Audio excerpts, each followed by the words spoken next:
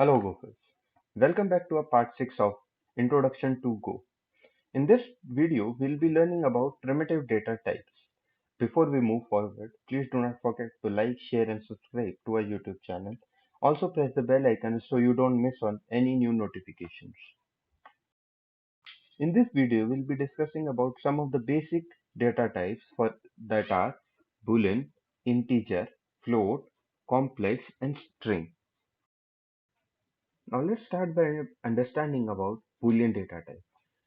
Boolean data type can hold only two types of values, true or false. These variables are normally used in situations where you need to store only two types of values, either yes or no, or true or false. For example, many times you might have logged into many places on web and you might have encountered with a flag below your password text box, remember me. So those remember me will be a Boolean data type where it just says yes or no. Or at times when you might have given some exam or you might have filled some forms, there might be questions about your preferences like do you like a veg meal or a non-veg meal? You would choose yes for veg or yes for non-veg. So it can have only two values, yes or no. So those type of variables are normally referred to a Boolean variable. Now, how to declare a Boolean variable? Where a bool and a default value of false I can give. Now let's print this. Now also let's try and print the value, the value of sorry, value and type of the uh, the variable a comma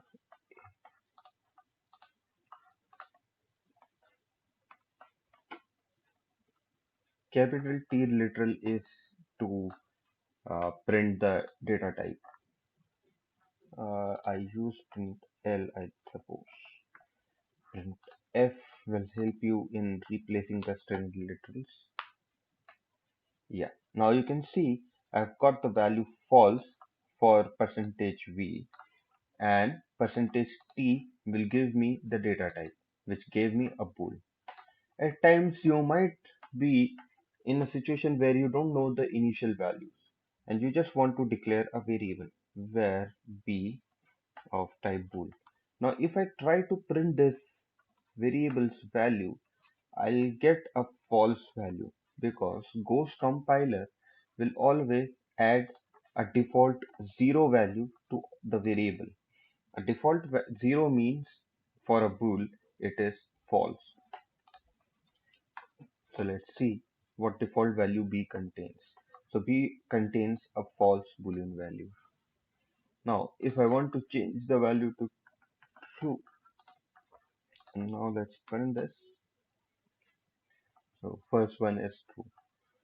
These are normally also helpful in assignment where let's say I have a variable which has value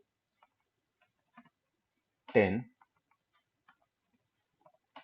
Now I want to compare this and check if the value is a is greater than 10. So now let's see what value of c is there in the variable. Let's see.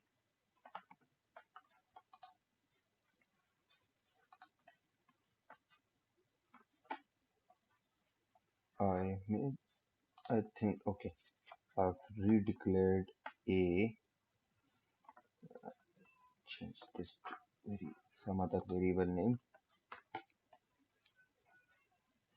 Now if you see I've got a false value in C variable because AB is not greater than 10. Now if I give AB greater than or equal to 10, then if I see this will have a true value. Now if I see this contains a true and C is of type boolean because any comparison expression will result in a boolean data. So that is stored in a boolean data type. Now, people who have used C or other programming languages might be aware about all the comparison operators. But for the people who are new to programming, don't be afraid. We'll be discussing about these comparison operator in later part of our tutorial. Now let's discuss about integer data type. In integer data type, we have two basic categories. First one is signed integer data type and other one is unsigned integer data type. So in signed integer data type, we have four major type of integers. Those are as follows: int 8, int 16, int 32, and int 64. Now, as the name suggests, the int 8 will hold a 8 byte of memory, whereas int 16 will hold a 16 byte of memory, and so on. Now, now apart from the memory, we also have limitation on the type of values or the length of values that can be stored. So int 18 can only store values between minus 128 to plus 127. Whereas if you have a variable that is of int 16, it can contain a value from minus 32,700 something to 32,767. Now, if you go to in 32, again, it will hold a memory of 32 bytes in the RAM, and it can hold values up to 214 crore to minus 214 crore to plus 214 crore. The exact figures are mentioned on the screen. And similarly, for in 64, we have a very large amount of value that can be stored. So, when choosing for a data type or data type to be assigned to a variable, you need to keep in mind these things, that what sort of memory it will be holding and what range of values it will be supporting. For example, if your application has to be declaration of a variable, and it would max go to up to let's say 2000 or 3000 number value. So you don't need to declare a int 32 or int 64 specifically, because they would be using unnecessarily amount of RAM for the application to run. There you can just use int 16 for that purpose. So that will save a lot amount of memory consumption of your application. And as you move to a higher memory variable, let's say if you compare a int 64 and int 16 operation, int 16 would be much more faster than int 64 operations. So, while choosing a variable, you need to keep in mind what type of values will be there. Now, we also have unsigned integer. So, in this unsigned integer, if you are using, you should keep in mind that it will not support negative numbers. So, an unsigned integer 8 will hold a memory of 8 byte in your RAM and can support a value from 0 to 255. And similarly, unsigned int 16 will support a value from 0 to plus 65,535. And similarly for int 32. But if you want unsigned int 64, that is not supported in Go as of now. Now let's take an example how to declare int variables and how to use them. Here I'll be declaring an int variable where uh, number of int 8 to contain a value of 10. Now let's try and print this.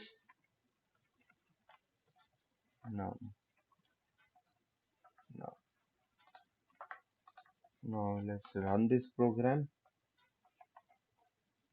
and we get value 10 and data type of int 8. Now, if I try to assign a value of 1000 in it and try to run this, this gives me an error where it says constant 1000 overflows int 8. So int 8 cannot support a value more than minus 128. So that is why I cannot assign a value greater than that. I need to be in those limits. So if I want to store a value of 1000, then I need to go to int 16, and now I will try to run this program. So that gives me a result and does not produce an error, and it says the variable num stores a value of 1000, and data type is of type 16.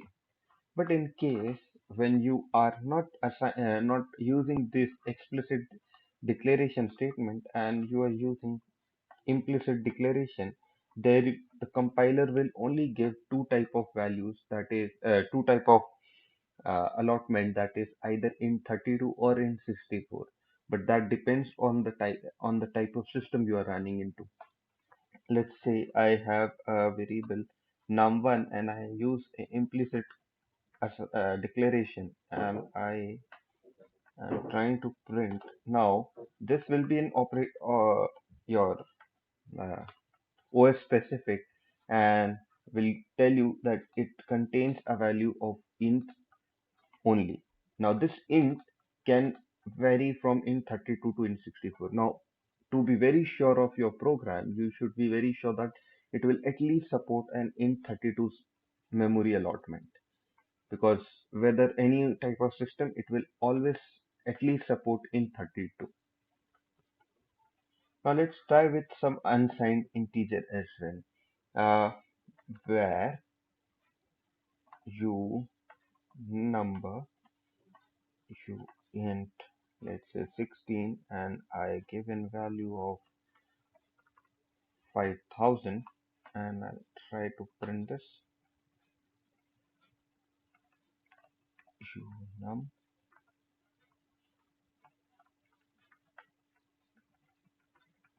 Now let's see what is the output and what is the data type. Now it says it is a unsigned integer 16. Now if I try to assign a negative value to it and see if I get a result, no, it says it is overflowing, because unsigned integer will not support a negative value. So you can even choose between a signed or an unsigned integer based on your cases. So now let's also discuss some arithmetic operations that are possible on integer data type. Let's suppose I have a variable.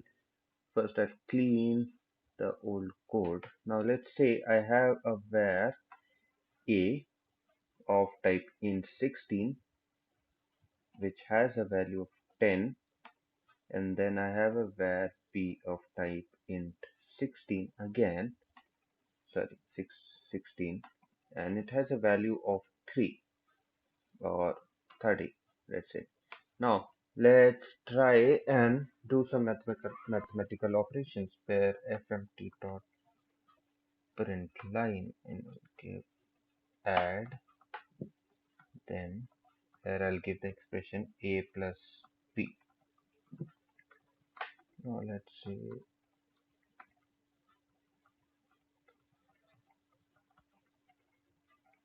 subtract a minus b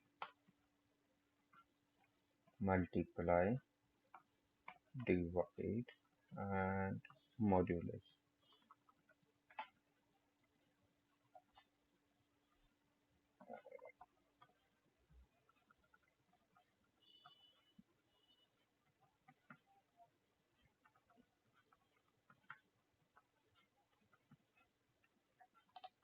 Now let's try and run this program. Now it says addition of the two number is 40, subtraction is minus 20, multiplication 300, divide is resulting in 0, because when you divide an integer data type with an integer data type, the resulting answer would be an integer. It will never result in a floating, because we have already learned in our first tutorial that Go does not implicitly convert a particular data type, numeric data type, to another numeric data type. That is why it will not convert an integer division to float by itself. You need to directly go ahead and uh, mention that please change this to float. Now to change this resulting answer to exact float value, I'll change both the variables to float. Float 64,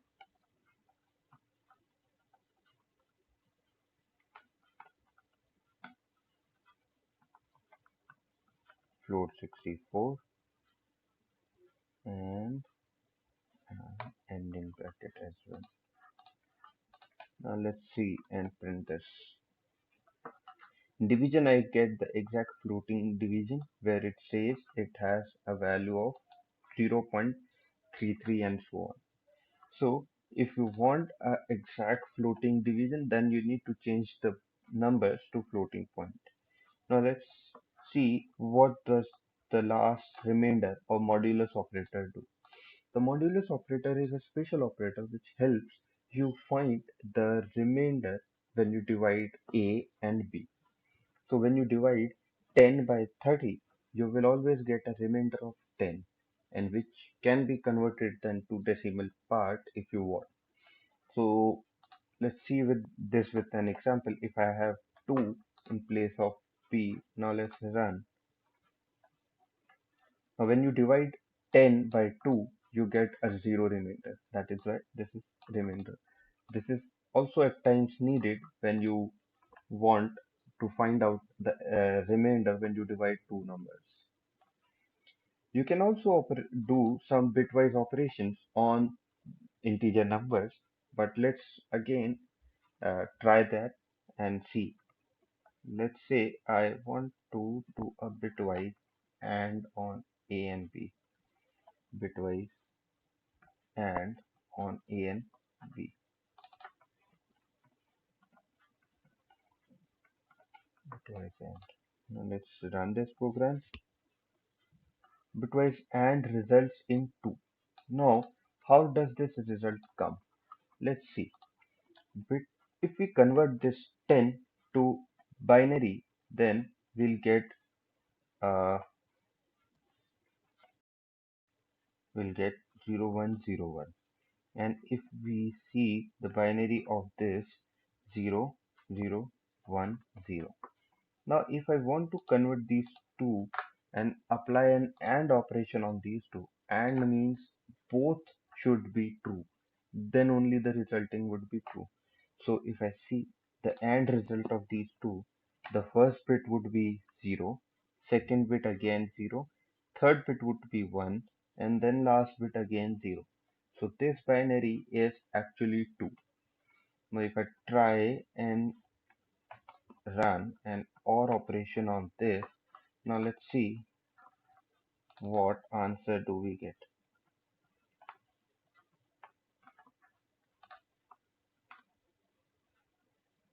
Bitwise OR results in 10.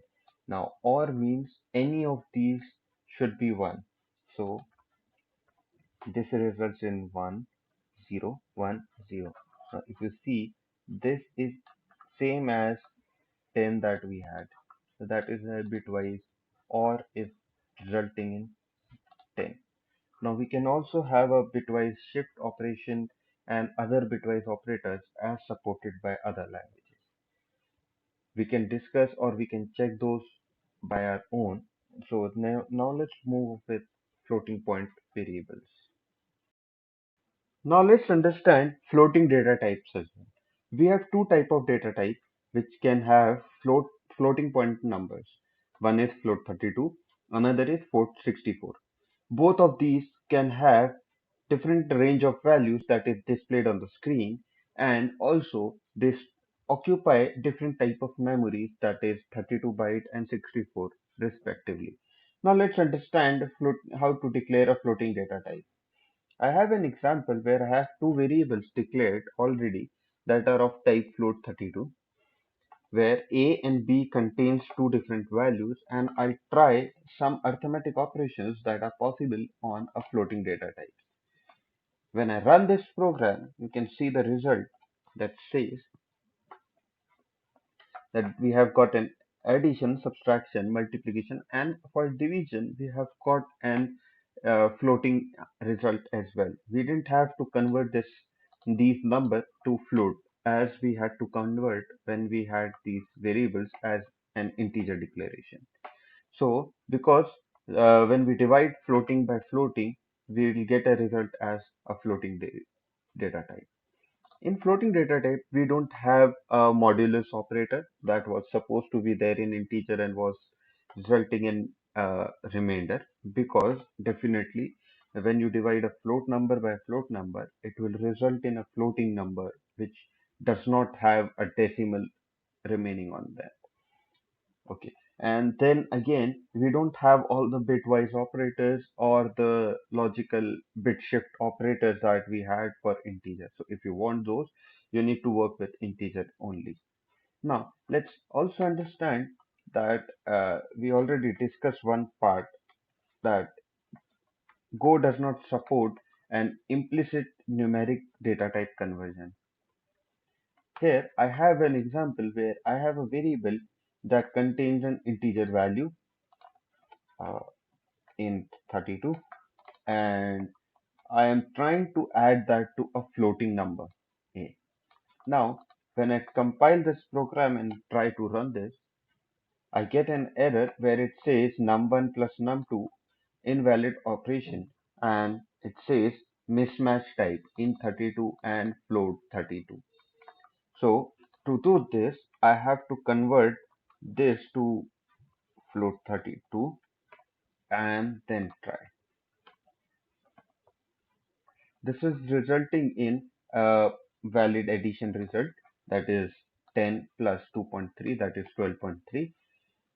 Again, if I have a variable called var num3, which is of float 64 and has a value of 8.9. Now, if I try to assign addition of, uh, sorry, float 64, addition of num3 plus a, again, this is not valid because it says, uh, it will again say type mismatch because again the two variables are of different type. See, it says num3 and a are of having type mismatch operation, and where it says num3 is of float 64 and num and a is of float 32, and hence the operation is not possible. So either you have to convert this num3 to float 32, or you have to convert this to float 64. So the best is to convert this to float 64, because when we convert a numeric data type to an data type that is having a higher range than itself, then it is safe that we don't lose on any values. Now, if you see, we have got an addition result. Definitely, as we discussed earlier, the result is not accurate, and we have to go for a use of math slash big package and to get the accurate results. That's what for the float today. Now let's understand complex data type as well. Now we already know that Go was designed keeping in mind that it can support uh, data science as well. So Go has a good support on complex data type as well. So Go has two type of complex data type, complex 64 and complex 128.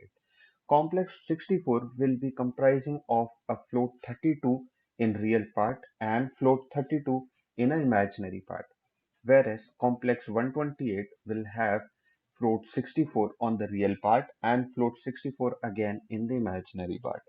Now let's understand how we can use a complex variables or data types in a program.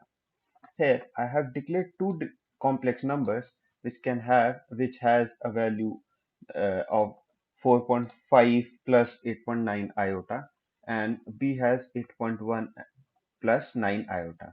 Here I is treated as iota by default in Go programming language. In complex data type, we can have all the four arithmetic operations that are possible in float. Now let's run this program and see how the results are there. Now, if you see, if we are trying to print addition of two complex numbers, the resulting would be again a complex number. Now, if you want to be very sure if the resulting is a complex number, we can definitely go ahead and percentage %v, percentage %t. sorry, capital T, and we'll be saving this and trying to run this again. So the addition of a plus b results in 12.6 plus 17.9 iota, which is a complex 64. Now this sub is because I missed a line feed. Now if you see, there is again subtraction, multiplication and division possible for complex data type. At times you might feel that I need to separate out the real part and imaginary part of my complex number and try some operations apart from normal arithmetic operations. That is also possible. Go gives us two functions that are real and imag, which gets or extracts the real part. This will extract the real part, and this extracts the imaginary part of a. Now let's try and print the data type as well of the imaginary and the real part. Percentage s sorry, percentage v and percentage capital T of this, and again I'll go to this and I'll replace this with real. Now let's run this program and first clear the screen. Now if you see, I get 4.5. I think I missed out the line feed. That is why it's a bit odd on the printing side. Now let's see. So this is the real part, which is of float 32, and this is the imaginary part, which is of type float 32, because this complete variable was of type 64, complex 64, which contains float 32 on the real and float 32 on the imaginary part. Now, if you want to declare the complex variable as this, you are okay. And there is another declaration that is possible for complex numbers, that is like this. You can use the complex function and pass the real part first and the imaginary part second. Now let's try and print this as well. So now C would result in 1 plus 2 iota, because 1 is the real part and 2 is the imaginary part that we passed in complex function. So that's all on the complex data type. Now we'll continue with the string primitive data type in the next video. Thank you for watching the video. Please do not forget to like, share and subscribe to our YouTube channel. Also press the bell icon so that you don't miss on any new notifications. Also do comment us below on any feedbacks or any new tutorials that you want us to do.